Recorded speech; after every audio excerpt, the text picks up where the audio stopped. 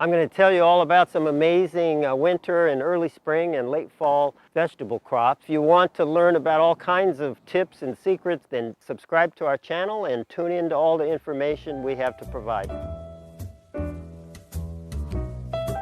Hello, I'm John Valentino, president of John and Bob's Corporation. I'm a landscape architect and a landscape contractor, and I'm in about my 42nd year of focusing on soil health and building attractive, comfortable, life-improving spaces.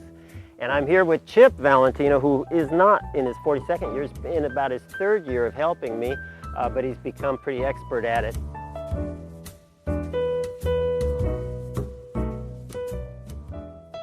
All of these principles that I'll be talking about apply to you in every zone in the country. Zone 9 is significant because the dates are when these things would apply. So I'm going to be talking about winter gardening, and those dates will vary depending on where you are. But everything we do here, you can apply to your own garden. You'll just need to adjust it as per your zone.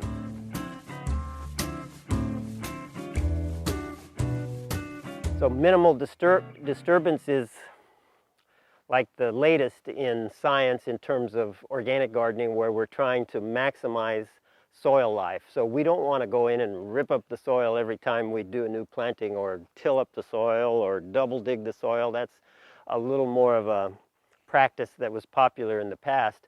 But by using products like ours and other organic products that build life in the soil, which is what makes the soil best able to feed vegetables and prevent vegetables from getting pest and disease, we've developed, and science has agreed upon, a method where you minimally disturb the soil, because when you disturb the soil, you disturb all these webs of colonization of beneficial life.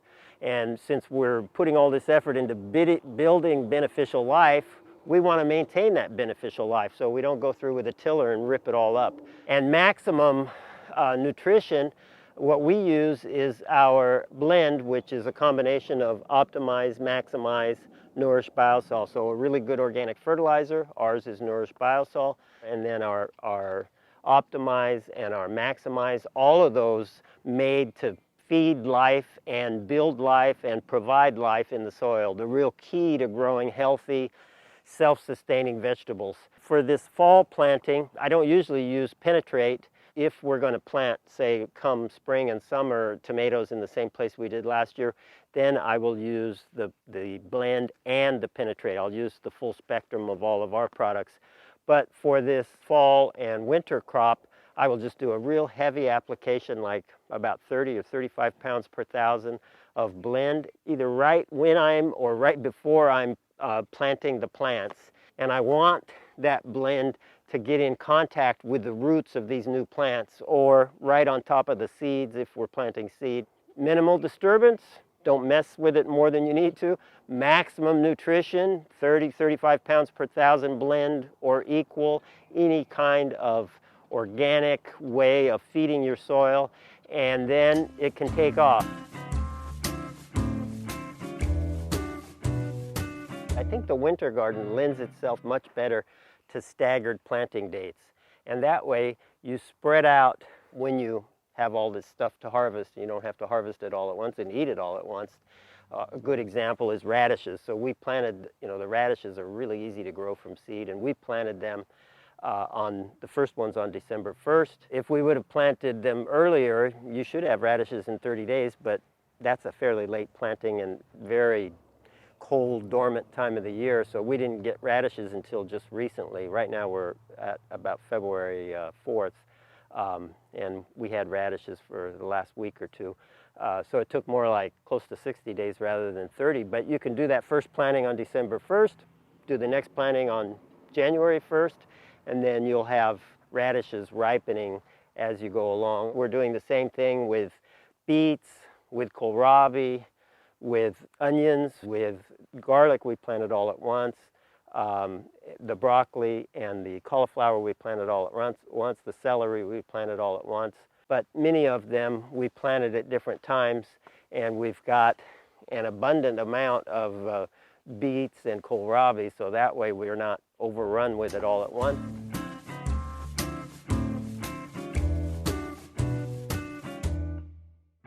So the radishes, we planted 2 varieties, all from seed, and all the first ones on December 1st. Those are the ones that I'll pick right now. The Cherry Belle are a darker color, and then the Champion are a lighter, brighter, more traditional looking radish. Both fantastic. Also, you probably know you can eat the greens. I've been eating the greens. I like to cook them a little bit because they have kind of a fuzzy stuff on the leaf, but they're fantastic and nutritious. And so this is what freshly picked radishes look like. And if you do it in more of a warm time of the year, you're going to be picking these every 30 days.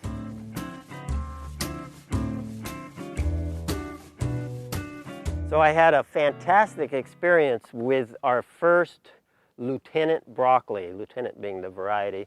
And the first ones, we didn't want to pick them all before we did this video, so I just picked a few. But about a week, or a little more than a week ago, I picked some Lieutenant broccoli and took it home. As soon as I got it home, we cooked it, and just cooked it in olive oil with salt and pepper. And the flavor was just out of this world, kind of hard to describe. Mild and yet flavorful at the same time, really delicious.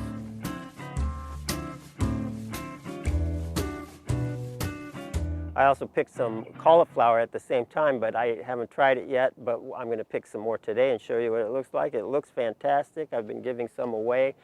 Beautiful cauliflower ready to pick, and here's one that I'm going to pick right now, and we can take a look at it up close.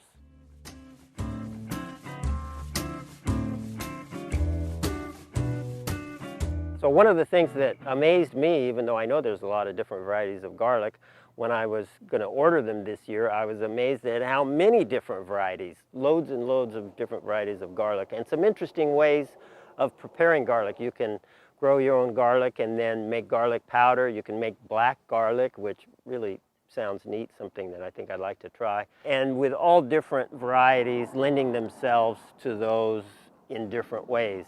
I settled on 15 different varieties of garlic because I just want to try them all, and then that'll allow me to grow some bulbs that I can plant even more next year. 2 that are noteworthy that I have are Early Red Italian and the Susanville variety. Susanville is kind of an improvement on the standard California garlic that is in a lot of supermarkets all over the country. Now, garlic, as you know, has a tremendous reputation for its health benefits. The benefits of garlic have been cited in over 1,000 scientific publications in just the last decade alone. Garlic plays a big role in the success of the Mediterranean diet, and that impact is probably because of all this. We've kind of verified that impact with all the recent science that's gone on that's verified its garlic's ability to combat flu and colds, to reduce blood pressure, to improve cholesterol and heart health, to address dementia and Alzheimer's, to increase lifespan and increase healthy lifespan, to cleanse heavy metals. It's good for bone health. In other words, science has confirmed that garlic contains all kinds of medicinal properties, which has actually been suspected for a long time. This little bulbous plant has body-wide benefits that extend itself right up to your neurons. A study published in the current journal Drug and Chemical Toxicology revealed that garlic can help improve memory and learning speed. I think maybe I'll take some right now.